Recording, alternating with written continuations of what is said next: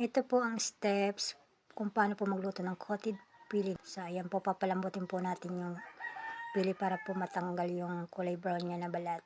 Hihiwalay po natin siya. Then, ayan, kapag okay na, hanguin na natin.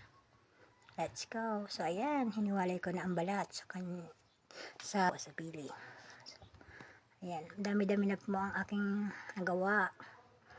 Marami na rin po itong malulutuan. Yan, after ko ng mahugasan, ay isasalang ko na po siya sa kawali. Lalagay na po ako ng tubig sa kawali. Then, susunod ko na po yung pili. Sabay-sabay na po sila. Para isang lagayan na. Then, susunod ko na po yung kalahating asukal. Burger. So, ayan, binubuhos ko na po. Masarap po yan, coated pili nut. So, ayan po, kumukulo na po siya. Halo-halo lang po. Para matunaw yung kanyang asukal. So, ayan na po, tunaw na po yung asukal. Konting halo na lang po.